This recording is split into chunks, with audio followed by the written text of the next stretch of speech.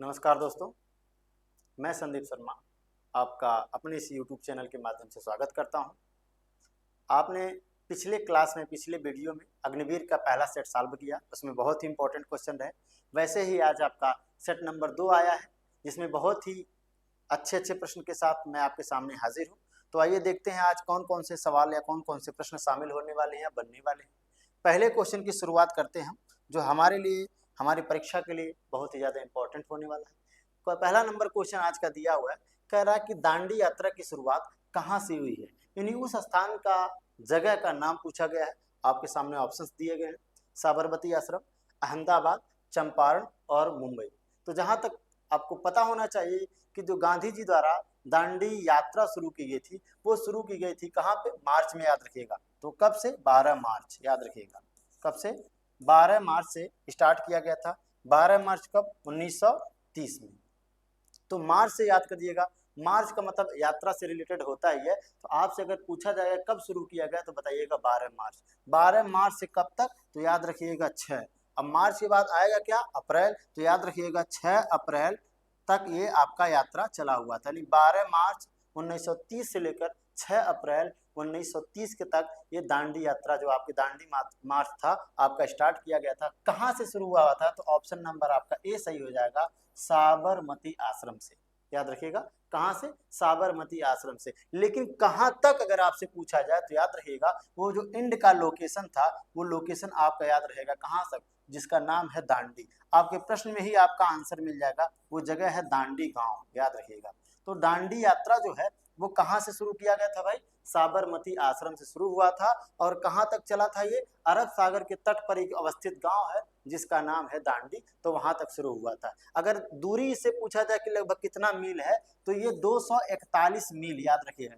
कितना मील भाई, 241 मील। अर्थात 241 मील का मतलब हो जाएगा लगभग 390 किलोमीटर की यह यात्रा रही है। ठीक है, गांधी जी अपने 78 अनुयायियों के साथ इसमें शामिल हुए थे। बाद में धीरे धीरे धीरे धीरे लोगों की संख्या, हजारों की संख्या में लोग इससे जुड़ते चले गए। तो इस क्वेश्चन का आंसर जो हो जाएगा, आप उसको अच्छी तरह से याद करिएगा और ध्यान में अपने दिमाग में बैठाए रहिएगा कि ये मार्च मीन्स कब, 12 मार्च, और इसका आंसर जो होगा साबरमती आश्रम। बढ़ते हैं अगले प्रश्न की तरफ। अगला प्रश्न आपका दिया है कि भारत छोड़ो आंदोलन किस वर्ष शुरू हुआ था। ऑप्शन आपका दिया है 1930, 1942, 1947 और आपका 1920। तो आपका इसमें से ऑप्शन नंबर सही हो जाएगा, ऑप्शन नंबर बी, 1942। यानी गांधी जी के द्वारा मुंबई में, याद रखिए कहां पर, 42 में, मुंबई मुंबई के ग्वालिया टैंक, ग्वालिया टैंक में ये शुरू किया गया था। याद रखिएगा कब, 8, वो डेट का नाम अगर आपसे पूछेगा तो आप उस डेट को जरूर याद रखिएगा। डेट है आपका 8 अगस्त, कब, 1942। 8 अगस्त 1942 के को मुंबई के ग्वालियर टैंक में आंदोलन शुरू किया गया था, भारत छोड़ो आंदोलन। गांधी जी के द्वारा जो नारा दिया गया था, याद रखिएगा, अगर आपसे पूछ ले परीक्षा में कि गांधी जी उस समय नारा क्या दिए थे, तो डू आर डाई, यानी करो या मरो का नारा दिए थे। कौन सा नारा, करो या मरो का नारा। और दूसरा नारा भी क्या था, भारत छोड़ो, अंग्रेजों भारत छोड़ो। तो दूसरा नारा था आपका भारत छोड़ो। तो उस समय 2 नारा दिया गया था। ये नारा किसी और व्यक्ति के द्वारा दिया गया, जोड़ा गया था, ठीक है। लेकिन याद रखिएगा आप लोग, गांधी जी के द्वारा दिया गया करो या मरो का। ठीक है, आप लोग कमेंट करके हमें ये बताइए कि भारत छोड़ो का नारा किस व्यक्ति के द्वारा, या इस शब्द को किस व्यक्ति के द्वारा गढ़ा गया था। ठीक है, तो इसका आंसर क्या हो जाएगा, 1942 में। ठीक है, बढ़ते हैं अगले प्रश्न की तरफ, देखते हैं अगला प्रश्न क्या है हमारा। अगला प्रश्न आपसे पूछा गया है कि राज तरंगड़ी के लेखक क्या है। तो सबसे पहले आप याद रखिएगा, राज तरंगड़ी ये बहुत ही इंपॉर्टेंट रचना है एक व्यक्ति की, जिस व्यक्ति का नाम क्या है, कल्हड़। याद रखिएगा, ऑप्शन नंबर डी सही हो जाएगा, राज तरंगड़ी। राज तरंगड़ी जो है, ये याद रखिएगा, ये इस व्यक्ति ने लिखा है। और इसका अगर पूछा जाए कि राज तरंगड़ी का अर्थ क्या होता है, तो ये होता है राजा की नाव। याद रखिएगा, राजा की नाव, यानी राज तरंगड़ी का अर्थ होता है राजा की नाव होता है। ये रचना, अच्छा, कल्हड़ किसके दरबार में रहते थे, तो जो राजा थे वो राजा का नाम था हर्ष। याद रखिए, लोहार वंश के राजा थे, हर्ष नाम के। हर्षवर्धन नहीं, ये हर्ष कहाँ के राजा हैं, याद रखिए, कश्मीर के एक राजा हुआ करते थे। कहाँ के, कश्मीर के एक राजा थे हर्ष। कल्हड़ के जो पिता थे, इनके पिता का नाम था चंपक। क्या नाम था भाई, इनके पिता का नाम था चंपक, और ये जो चंपक हैं इन्हीं के दरबार में, हर्ष के दरबार में एक मंत्री पद के रूप में काम करने वाले एक व्यक्ति हुआ करते थे। तो आप इस क्वेश्चन को याद रखिएगा, कल्हड़ ने एक रचना रखी, वो याद रखिएगा। देखिए आपसे पूछा जाए गीत गोविंद की रचना किसने की, गीत गोविंद, गीत गोविंद की रचना किसके द्वारा किया गया था, तो याद रखिएगा जयदेव ने किया था। चंद बरदाई ने कौन सी रचना की है भाई, तो चंद बरदाई ने जो रचना की उसका नाम है पृथ्वीराज रासो, याद रखिएगा कौन सी रचना है, पृथ्वीराज रासो, किसके द्वारा लिखा गया है ये, ठीक है। बाकी तो आप कालिदास की बहुत सारी रचनाओं को जानते हैं, अभिज्ञान शकुंतलम, अभिज्ञान शकुंतलम बहुत फेमस है इनकी रचना कालिदास की, और इसके साथ मेघदूत है आपका, मालविका अग्निमित्रम है। तो कालिदास की बहुत सी सारी रचनाएं हैं। किसके दरबार में रहने वाले व्यक्ति थे, तो कालिदास के बारे में अगर पूछेगा तो ये आपके किसके दरबार में थे, याद रखिएगा ये गुप्त वंश के शासक, क्या नाम था उनका, चंद्रगुप्त, सॉरी चंद्रगुप्त बता रहे हैं, ये थे विक्रमादित्य के दरबार में। किसके दरबार में भाई, विक्रमादित्य, ठीक है, चंद्रगुप्त द्वितीय विक्रमादित्य के दरबार में, द्वितीय वाले थे, याद रखिएगा, ठीक है, उनके दरबार में रहते थे। उनके दरबार में नवरत्नों की जो संख्या थी, नवरत्न उस समय हुआ करते थे, तो ये भी उसी में एक थे, याद रखिएगा इस क्वेश्चन को, ठीक है। तो इस क्वेश्चन का जो आंसर हो जाएगा आपका क्या, अच्छा एक चीज और याद रखिएगा, चंद्रबरदाई किसके दरबार में थे, तो चंद्रबरदाई जो थे पृथ्वीराज जिनकी रचना, उनका राजा का नाम याद कर डालिएगा, ठीक है। चलिए बढ़ते अगले प्रश्न की तरफ। अगला प्रश्न है, गौतम बुद्ध को ज्ञान कहाँ पे प्राप्त हुआ था, ज्ञान के बारे में याद रखिए, ज्ञान कहाँ पे हुआ था, तो ज्ञान का मतलब होता है बोध, गुण, ज्ञान का मतलब क्या होता है, बोध। ऑप्शन नंबर आपका क्या सही हो जाएगा, ए, यानी बोध गया। गया कहाँ पे है भाई, बिहार का एक जिला है, याद रखिएगा, गया कहाँ है, बिहार का जिला। अगर गौतम बुद्ध के बारे में पूछ ले तो याद रखिएगा इनका जन्म कहाँ पे हुआ था, तो इनका जन्म जो हुआ था लुम्बिनी, लुम्बिनी कहाँ पे हुआ था, लुम्बिनी में हुआ था। अगर पूछा जाए लुम्बिनी किस महाजनपद के अंतर्गत आता है, तो याद रखिए कौशल महाजनपद। उन 16 महाजनपदों में से जो कौशल था, उस कौशल के अंतर्गत आने वाला था ये आपका। अगर आपसे पूछा जाए कि भगवान बुद्ध का जो जन्म है, ज्ञान की बात है, तो मैंने आपको बता ही दिया कि जो ज्ञान है वो कहाँ पे, गया में प्राप्त हुआ। गया किसके अंतर्गत आने वाला था, तो ये मगध के अंतर्गत, याद रखिएगा।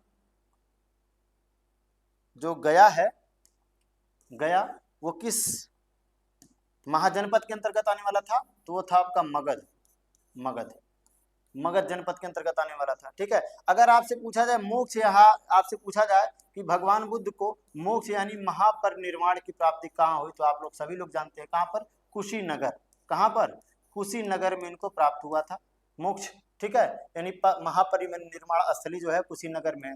अब आपसे अगर पूछा जाए कि कुशीनगर किस महाजनपद के अंतर्गत आता है, तो याद रखिएगा ये आपका आता है मल्ल के अंतर्गत, किसके अंतर्गत, मल्ल के अंदर, यानी जन्म स्थान लुम्बिनी कौशल, ज्ञान आपका गया मगध, और मोक्ष कुशीनगर मल्ल के अंतर्गत आता है, ठीक है। इस क्वेश्चन को आप जरूर से जरूर याद रखिएगा।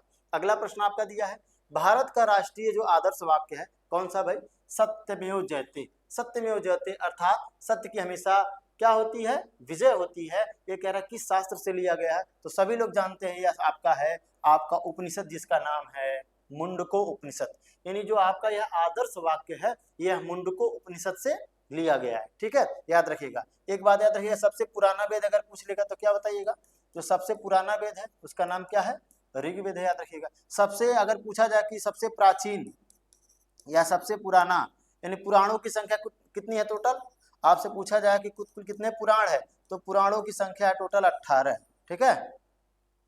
उपनिषदों की संख्या, पुराणों की संख्या आपसे पूछा जाएगा तो आप उसको बताइएगा। देखिएगा अगर इसमें पूछा जाए सबसे पुराना कौन सा पुराण है, तो आपका हो जाएगा मत्स्य, क्या है ये, सबसे पुराना, सबसे पुराना। वेदों की संख्या 4, पुराणों की संख्या 18, याद रखिएगा। तो मत्स्य सबसे पुराना है, और ये आदर्श वाक्य कहाँ से लिया गया है, मुंडकों से। मुंडक उपनिषद कहाँ से निकला हुआ है, तो याद रखिए अथर्ववेद से आया है।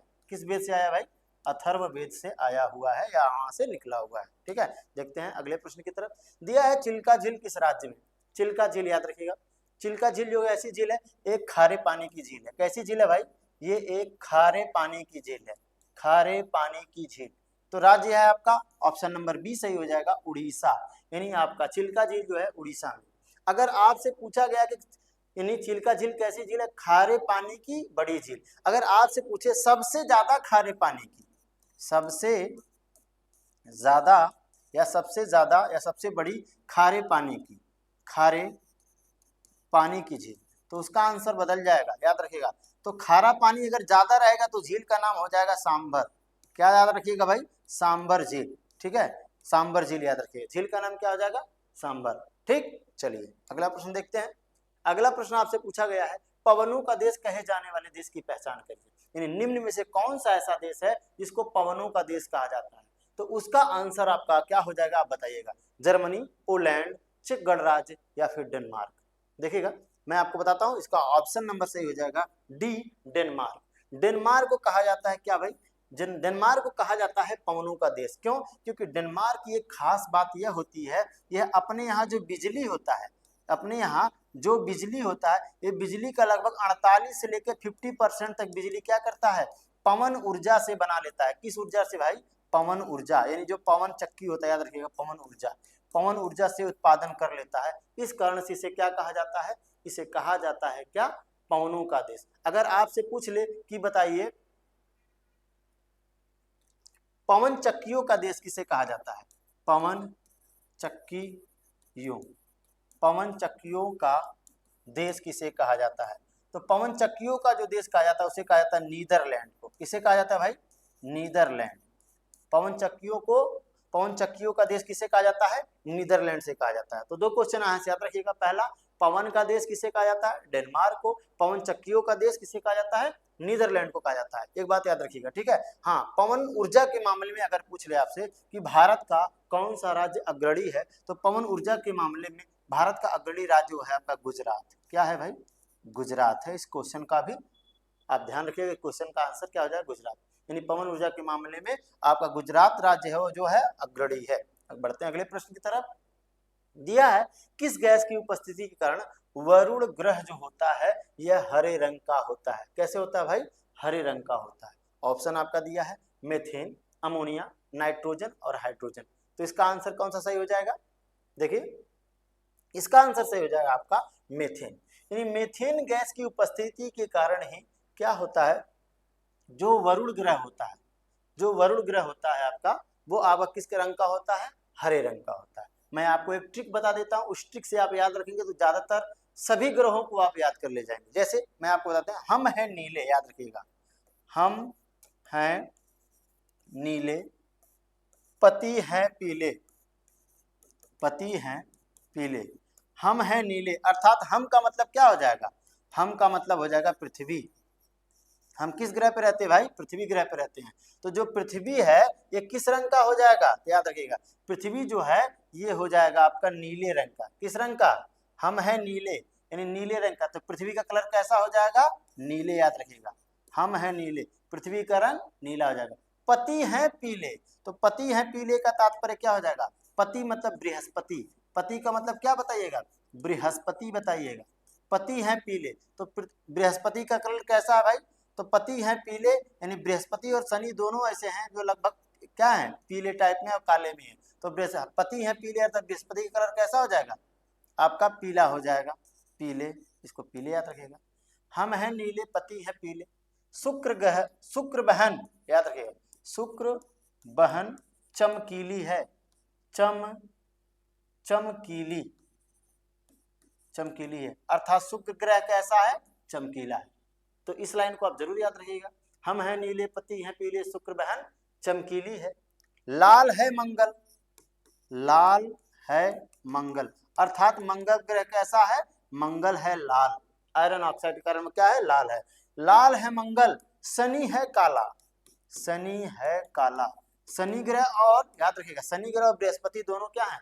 दोनों लगभग लगभग काले भी हैं और पीले भी हैं। तो शनि क्या है? शनि काला है, याद रखिएगा, शनि क्या है? काला है। तो लाल है मंगल, शनि है काला। और अरुण पर हरियाली है, और अरुण पर क्या है? हरियाली है, हरियाली, और अरुण पर हरियाली है, अर्थात जो अरुण है वो किस कलर का है? वो आपका हरे रंग का हो जाएगा। कैसे हो जाएगा? हरे हो जाएगा, याद रखिएगा। तो अरुण भी आपका हरे हो जाएगा, और वरुण भी क्या है? वरुण भी हरा आपका है, लेकिन किसके कारण से है? मेथेन है। तो इस क्वेश्चन को आप याद कर डालिएगा, ठीक है। एक बार फिर से बता दे रहे हैं, देख लीजिए, हम हैं नीले, पति हैं पीले, शुक्र बहन चमकीली है, लाल है मंगल, शनि है काला, और अरुण पर हरियाली है। यानी ये रंगों का जो कलर है ये इनके ग्रहों को दर्शाता है कि कौन सा ग्रह किस कलर का है।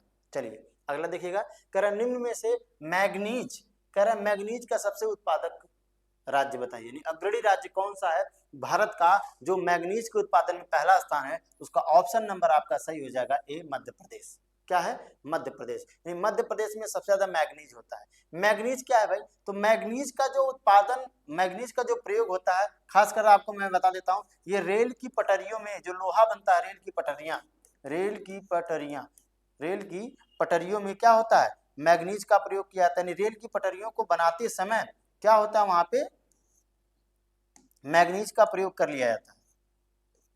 रेल की पटरियों में क्यों किया जाता है? इसका उपयोग क्या है?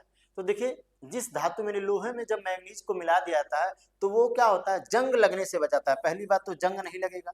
जंग देखिए, जो लोहा होता है रेल के पटरियों में कितना जंग लगता है, तो जंग की बात हो जाएगा। दूसरा है मजबूती उसको प्रदान कर देगा, मजबूत हो जाएगा, ठीक है, टूटेगा नहीं। तो इस कारण से मैग्नीज का प्रयोग किया जाता है लोहे में, याद रखिएगा। अगला प्रश्न क्या है? कह रहा है सौर परिवार के निम्नलिखित ग्रहों में से कौन सा सबसे अधिक ठंडा है? ठंडा के बारे में पूछा है, तो बताइए ठंडा कौन होगा? जाहिर सी बात, आप देख सकते हैं लिखा बुध, मंगल, पृथ्वी और वरुण। तो जब सबसे ज्यादा दूर ग्रह कौन सा इसमें से हो जाएगा? ऑप्शन नंबर ए आपका वरुण, यानी सूर्य तक यहाँ पे क्या हो जाएगा? प्रकाश। देखिए, तो ज्यादा दूर हो जाएगा, दूरी से आप याद रखिएगा ऐसे ही ट्रिक बना के कि वरुण ग्रह सबसे दूर, इस कारण से क्या हो जाएगा? ठंडा हो जाएगा। ठीक है, तो इस क्वेश्चन का आंसर हो जाएगा आपका वरुण हो जाएगा, ये ठंडे ग्रह की सूची में आता है। चलिए देखिए अगला, कह रहा है किस भाग में राज्य के नीति निर्देशक तत्व हैं? यानी संविधान के किस भाग में राज्य के नीति निर्देशक तत्व हैं? 3, 4, 5 और 6 ऑप्शन दिए हुए, इसमें से आपका आंसर सही हो जाएगा जो ऑप्शन नंबर आपका बी सही हो जाएगा, भाग 4। यानी भाग 4 में जो है वो आपके राज्य के नीति निर्देशक तत्व हैं। अगर आर्टिकल की बात करेगा, अनुच्छेद की बात करेगा, तो अनुच्छेद आपका 36 से लेकर 51 के बीच में, याद रखिएगा। कहाँ से? अनुच्छेद 36 से लेकर और 51 तक जो है वो भाग 4 है राज्य के नीति निर्देशक तत्व में। तो अगर पूछा जाए कि राज्य के जो नीति निर्देशक तत्व हैं कहाँ से लिया गया है, अगर आपसे क्वेश्चन पूछ ले कि बताइए जो राज्य के नीति निर्देशक तत्व हैं ये कहाँ से लिए गए या किस देश से लिए गए, तो आसान सा प्रश्न है, इसको भी आप याद रखिएगा, ये आयरलैंड के संविधान से लिए गए। आयरलैंड, कहाँ से लिए गए भाई? आयरलैंड। अगर आयरलैंड ऑप्शन में ना लिखा रहेगा तो इसका आंसर से हो जाएगा आयरिश, याद रखिएगा, आयरिश संविधान। क्या हो जाएगा? अगर आयरलैंड नहीं लिखा रहेगा तो आयरिश संविधान लिखा रहेगा। इस क्वेश्चन का आंसर यही सही माना जाएगा। अगले प्रश्न की तरफ बढ़ते हैं। देखिए, दिया है राजभाषा का उल्लेख संविधान की किस अनुसूची में? बढ़िया प्रश्न है। राजभाषा का जो उल्लेख है संविधान की किस अनुसूची में है, इसको देखना है आपको। तो राजभाषा का जो उल्लेख है वो संविधान की पहली, चौथी, 8वीं किसमें? इसका नंबर ऑप्शन नंबर सी सही हो जाएगा। किसमें? 8वीं अनुसूची हो जाएगा। ठीक है, 8वीं अनुसूची में। वर्तमान में अगर देखा जाए कुल कितनी भाषाएं हैं वर्तमान में, तो याद रखिएगा वर्तमान में इसकी जो भाषाएं हैं कुल टोटल कितनी है? 22 भाषाएं। ठीक है, भाषा का उल्लेख जो है हमारे संविधान के किस भाग में है? तो याद रखिएगा भाग 17 में है। यानी भाषा का उल्लेख संविधान के भाग 17 में है। अगर आर्टिकल पूछ ले कि आर्टिकल कहाँ से कहाँ तक है, तो आर्टिकल 343 से स्टार्ट होता है और 300 कहाँ तक आपका? आर्टिकल 343 से लेकर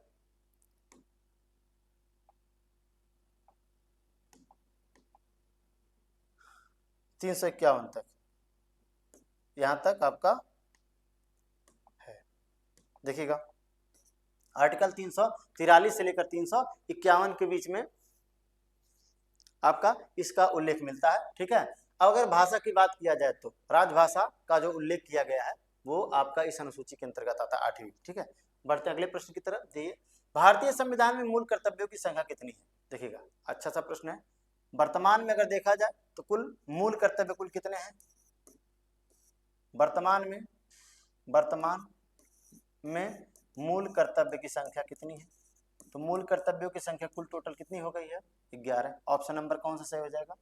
सी सही हो जाएगा। ठीक है, याद रखिएगा वर्तमान में मूल कर्तव्यों की संख्या कितनी है, यानी फंडामेंटल जो ड्यूटीज है उनकी संख्या टोटल 11 है वर्तमान में, याद रखिएगा। ठीक है, अगला प्रश्न देखिए, कह रहा विधानसभा को किस नाम से जाना जाता है, और क्या नाम? उच्च सदन, निचला सदन, अस्थायी सदन या उच्च न्यायालय? तो उच्च न्यायालय तो हो ही नहीं सकता, ऑप्शन ऐसे बन गया, ये तो होगा नहीं। अस्थायी सदन, निचला सदन आपका, या फिर उच्च सदन? तो याद रखिएगा विधानसभा को जो नाम दे दिया गया है ऑप्शन नंबर बी सही हो जाएगा, निचला सदन के नाम से इसको जाना जाता है। ठीक है, दूसरा नाम क्या होता है इसका? इसको प्रिय सदन के भी नाम से जानते हैं, याद रखिएगा, प्रिय सदन। तो ऑप्शन नंबर आपका बी सही हो जाएगा 14 का। देखिए बढ़ते हैं अगले प्रश्न की तरफ। अगला प्रश्न आपका दिया हुआ है और पूछा गया है,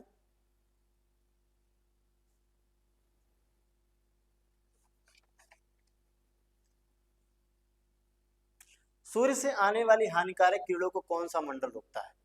अच्छा सा प्रश्न आपसे पूछा गया है कि सूर्य से आने वाली हानिकारक किरणों को कौन सा मंडल रोकता है। आयन मंडल, समताप मंडल, क्षोभ मंडल या जल मंडल। तो जल मंडल तो होता नहीं है। वायुमंडल की परतों के बारे में बता दें आपको, तो जो वायुमंडल की परतें होती हैं वो ट्रिक के माध्यम से आप याद रखिएगा।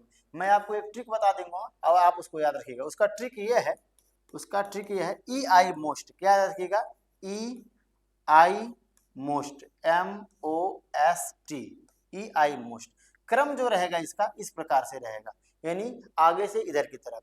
तो सभी मंडलों का नाम जो है आप याद रखिएगा। सबसे पहले टी हो जाएगा, ट्रोपोस्फियर, मतलब इसको हम लोग क्या कहते हैं, क्षोभ मंडल। कौन सा मंडल है, क्षोभ मंडल, सबसे नीचे का मंडल ट्रोपोस्फियर। उसके बाद यह से हो जाएगा स्ट्रेटोस्फेयर, यहाँ पे स्ट्रेटोस्फेयर हो जाएगा। उसके बाद यहाँ पे है आपका ओजोनोस्फेयर, ओजोन मंडल। फिर उसके बाद मेसोस्फेयर, मध्य मंडल हो जाएगा। फिर उसके बाद आइनोस्फेयर, आयन मंडल हो जाएगा, आइनोस्फेयर। फिर सबसे लास्ट में है एक्सोस्फेयर, ई आपका हो जाएगा बहिर्मंडल। यानी मंडलों का क्रम देखा जाए तो यहाँ पे अगर वैसे गिनेंगे तो 1 2 3 4 5 6, यहाँ पे 6 होते हैं, लेकिन 6 नहीं, ये 5 ही मंडल दे दिया गया है। ओजोन मंडल जो हम यहाँ पे लिखे हैं ये केवल समझने के लिए याद रखिएगा। ओजोन मंडल, ओजोन मंडल कोई मंडल नहीं होता, ये आपके समताप मंडल में पाए जाने वाला मंडल होता है। ठीक है, किस मंडल में, जो ओजोन परत की मोटाई होती है लगभग 30 से 40 किलोमीटर के बीच में, याद रखिएगा। तो वो ओजोन मंडल एक प्रकार का मंडल ही मान लिया जाता है, लेकिन किताबों में आप पढ़ेंगे आप तो मुख्य रूप से 5 ही माना जाता है। ये ट्रिक के माध्यम से आप याद रख लेंगे ई आई मोस्ट कितने प्रकार के मंडल होते हैं। आंधी तूफान वर्षा जो होता है आपका किस में होता है, क्षोभ मंडल में होता है। समताप मंडल को आदर्श मंडल भी कहते हैं। समताप मंडल को दूसरा नाम क्या है भाई, आदर्श मंडल। क्यों आदर्श मंडल इसलिए कहा जाता है क्योंकि यह वायुयान यानी हवाई जहाज को चलाने के लिए क्या होता है, आदर्श माना जाता है, क्योंकि इसमें तापमान एक बराबर रहता है, इस कारण से इसको आदर्श मंडल कहा जाता है। तो इस माध्यम से आप याद रखिएगा। ओजोन मंडल से याद रखिएगा 16 सितंबर को कौन सा दिवस मनाया जाता है, 16 सितंबर को आपका ओजोन दिवस मनाया जाता है। इसको भी आप जरूर याद रखिएगा, ओजोन दिवस। ओजोन दिवस कितने को, 16 सितंबर को। अगर पूछे ओजोन परत की जो मोटाई होती है किसमें मापी जाती है, तो याद रखिए डाप्सन। डाप्सन, डाप्सन क्या होता है, पैमाना होता है जिसके माध्यम से ओजोन परत की मोटाई को मापा जाता है। तो इसका आंसर आपका समताप मंडल हो जाएगा। बढ़ते हैं अगले प्रश्न की तरफ। दिया है दूध का अपेक्षिक जो घनत्व है वो किससे मापा जाता है। देखिए दूध में पानी कितना है या दूध में दूध की मात्रा कितना है, कैसे माप लेते हैं, लैक्टोमीटर से। याद रखिएगा लैक्टोमीटर, लैक्टो का मतलब क्या होता है, ये जो वर्ड होता है लैक्टो संबंधित दूध से ही होता है। देखिए लैक्टोजन, लैक्टोमीटर, लैक्टोबैसिलस, ऐसे ही होता है आपका। ठीक है, तो लैक्टो आता है लैक्टोमीटर, याद रखिएगा। अच्छा यहाँ पे दिया है आपका हाइड्रोमीटर, ये क्या होता है, तो हाइड्रोमीटर क्या करता है, जो तरल पदार्थ होते हैं, कोई भी तरल पदार्थ हो उसका अगर घनत्व मापना रहेगा, उसका घनत्व अगर मापना रहेगा तो हाइड्रोमीटर से माप लेंगे। ब्यूटीरोमीटर के बारे में अगर आपसे पूछा जाएगा कि ब्यूटीरोमीटर क्या होता है, तो ये आपका जो दूध रहेगा, आपका याद रखिएगा, दूध या दूध में वसा की जो मात्रा होती है, वसा यानी कितना उसमें फैट है, वसा है, उसको अगर मापने का काम किया जाएगा तो आपका ब्यूटीरोमीटर के अंतर्गत आ जाएगा। तो आप इसको याद कर डालिएगा। ठीक है, बाकी थर्मामीटर से क्या होता है, टेम्परेचर, तापमान मापा जाता है शरीर का या अन्य चीजों का, वो कितना है। ठीक है, इसका आंसर क्या हो जाएगा, लैक्टोमीटर, दूध वाला। बढ़ते हैं अगले प्रश्न की तरफ। दिया है 18 नंबर क्वेश्चन, कह रहा रिक्टर पैमाना जो होता है इस पैमाने का प्रयोग कहाँ पे किया जाता है। तो याद रखिएगा जो रिक्टर पैमाना होता है, रिक्टर पैमाने का प्रयोग किया जाता है भूकंपीय लहरों का पता लगाने के लिए, यानी भूकंप लहरों का पता लगाने के लिए, भूकंपीय तरंगों का पता लगाने के लिए क्या होता है, रिक्टर पैमाने का प्रयोग किया जाता है। इस क्वेश्चन को आप जरूर याद रखिएगा। देखिएगा अगला क्वेश्चन दिया है फैदोमीटर, कह रहा फैदोमीटर का उपयोग किस को मापने के लिए, यानी किसके उपयोग में इसका किया जाता है। तो फैदोमीटर जो होता है याद रखिएगा, ये समुद्र या फिर सागर, ठीक है, समुद्र या सागर की जो गहराई होती है उसको मापने के लिए क्या करते हैं हम लोग, उसको मापने के लिए फैदोमीटर का प्रयोग करते हैं। अभी हाल ही में अपने पिछले प्रश्न में देखा कि रिक्टर का पैमाना, रिक्टर का पैमाना भूकंप के लिए हो जाएगा। वर्षा की अगर बात करेगा तो रेन गेज याद रखिएगा, रेन गेज। रेन गेज क्या होता है, ये वर्षा को मापने के लिए इसका प्रयोग रेन गेज का किया जाता है। ठीक है, देखिएगा अगला प्रश्न। अगला प्रश्न है कह रहा है दुर्गा पूजा, आपका स्टैटिक जीके का क्वेश्चन है। पूछा जा रहा है आपसे कि दुर्गा पूजा का मुख्य त्योहार है, यानी किस राज्य में मनाया जाता है। तो याद रखिएगा, ठीक है, दुर्गा पूजा जो होता है आपका वो किस राज्य में मनाया जाता है, केरल, पश्चिम बंगाल, राजस्थान और कश्मीर में। तो आपको पता है सितंबर अक्टूबर के महीने में सबसे ज्यादा फेमस त्योहार है पश्चिम बंगाल का दुर्गा पूजा। ठीक है, तो इसका आंसर क्या हो जाएगा, पश्चिम बंगाल हो जाएगा, दुर्गा पूजा वहां का होता है। केरल में एक त्योहार मनाया जाता है, आप लोग जानते हो उस त्योहार क्या नाम है, ओणम। कौन सा त्योहार है भाई, उस त्योहार का नाम आपका हो जाएगा क्या, उस त्योहार का नाम है केरल में मनाया जाने वाला, उसका नाम है ओणम। तो याद रखिएगा ओणम, ओणम, ओणम कहाँ मनाता है, केरल में। ठीक है, ऐसे होते हैं कुछ त्योहारों के बारे में। बढ़ते हैं अगले प्रश्न की तरफ। पुष्कर मेला के बारे में पूछा हुआ है, बहुत ही ज्यादा एक प्रसिद्ध मेला है और ये ऊंट के लिए प्रसिद्ध है, यानी जानवरों का मेला होता है। यहाँ पे जानवर भी, जानवर जो होते हैं जानवरों की खरीदारी की जाती है। ठीक है, तो उस प्रकार से देखिएगा ये क्या पूछ रहा है कि पुष्कर मेला भारत के किस राज्य में बहुत ज्यादा प्रसिद्ध है। तो आपका ऑप्शन नंबर सही हो जाएगा आपका राजस्थान, यानी राजस्थान में लगने वाला ये क्या है, पुष्कर मेला है। ये बहुत ही बड़ा मेला होता है, यहाँ पे ऊंटों के साथ साथ अन्य जानवरों की भी क्या होती है, बिक्री की जाती है, याद रखिएगा। तो पुष्कर एक प्रकार का झील भी है, इसको भी आप याद रखिएगा। नौटंकी, आप लोग बातों बातों में लोग कहते हैं कि नौटंकी कर रहे हैं, नौटंकी कह रहा है कि नौटंकी किस राज्य का एक लोक नृत्य है। ऑप्शन आपसे दिए हुए हैं, हरियाणा, केरल, उत्तर प्रदेश और मध्य प्रदेश। तो उत्तर प्रदेश के लोग इस शब्द का प्रयोग ज्यादा करते हैं, याद रखिएगा। उत्तर प्रदेश क्या हो जाएगा, इसका आंसर हो जाएगा नौटंकी। ठीक है, उत्तर प्रदेश का जो लोक नृत्य है उसका नाम क्या है, नौटंकी। बढ़ते हैं अगले प्रश्न की तरफ। दिया है बिहू नृत्य किस भारतीय राज्य का लोक नृत्य है। तो बिहू है आपका आपका असम, अरुणाचल प्रदेश, उड़ीसा और हरियाणा। तो याद रखिएगा बिहू जो है आपका ऑप्शन नंबर ए सही हो जाएगा, असम।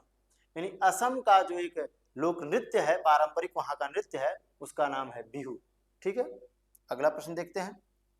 अगला प्रश्न आपसे पूछा जा रहा है कि सोने की शुद्धता को मापने के लिए कौन से उपकरण का प्रयोग किया जाता है, यानी कौन से पैमाने का प्रयोग किया जाता है सोने को मापने के लिए। तो सभी लोग देखिए जो सोना खरीदते हैं उसका प्रयोग कैरेट में ही करते हैं। आप देखिए अगर आप दुकान पे जाते हैं तो आपसे दुकान वाला क्या बताता है कि जो सोना है यह आपका 24 कैरेट में है हमारे पास बताता है, या फिर आपका 22 कैरेट बताता है कि हमारा सोना जो है 22 कैरेट में है, या फिर 18 कैरेट। तो तीन प्रकार के फार्मूले में वो बताता है कि 18 कैरेट, 22 कैरेट और आपका 24 कैरेट में होता है। फिलहाल मैं आपको बताते चलता हूं कि जो 22 कैरेट होता है सोना, इसमें सोने की शुद्धता होती है ये 99.9% होती है।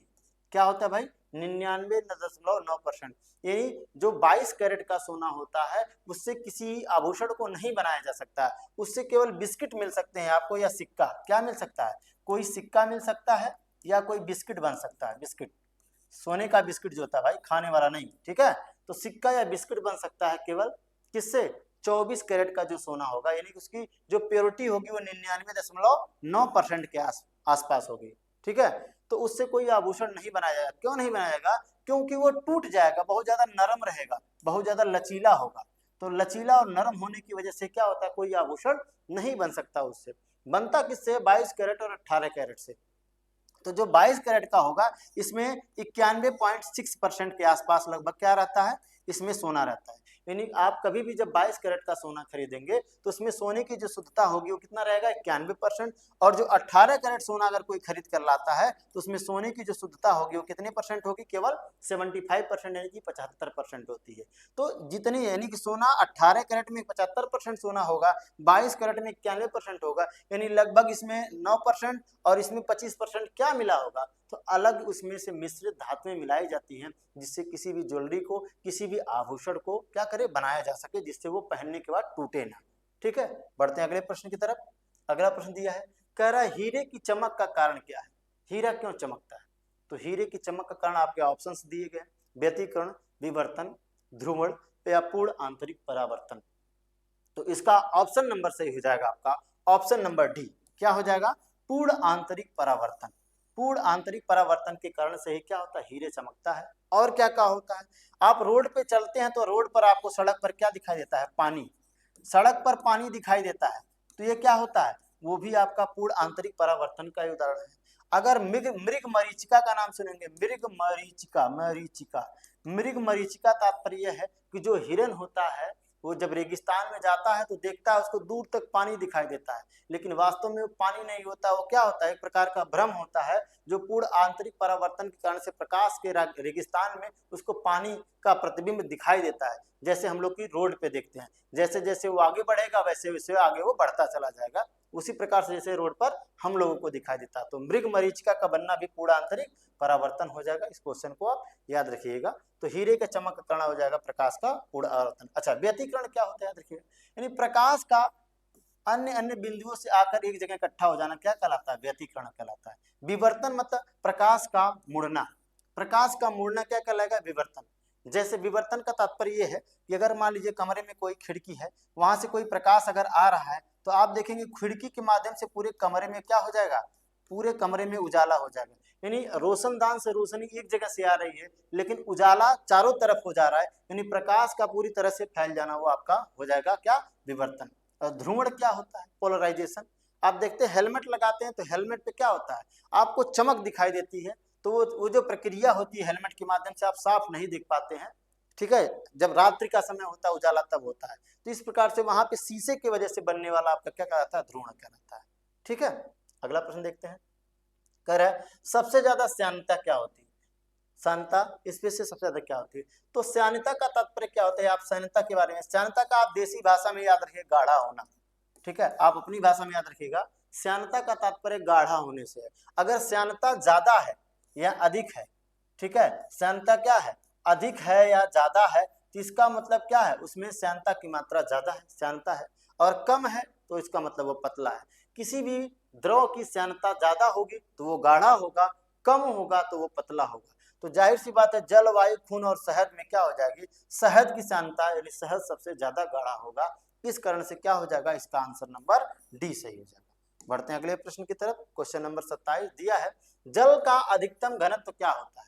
तो जल का अधिकतम घनत्व होता है 4 डिग्री सेल्सियस। कितना होता है भाई, 4 डिग्री सेंटीग्रेड पे आता है। ठीक है, अगर आपसे पूछा जाए, लेकिन फिलहाल आपसे केल्विन में पूछा गया है तो आपको आंसर केल्विन में ही देना है।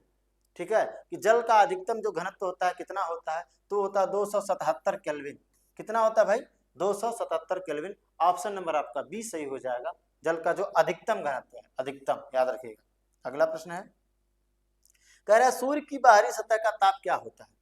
सूर्य का बाहरी सतह, आपका जो सूर्य है, तो कह रहा है इसका जो बाहरी सतह है इसका ताप क्या होगा, अर्थात वो कोरोना, सूर्य के चारों तरफ का जो मुकुट होता है कोरोना, उसका टेम्परेचर पूछ रहा है।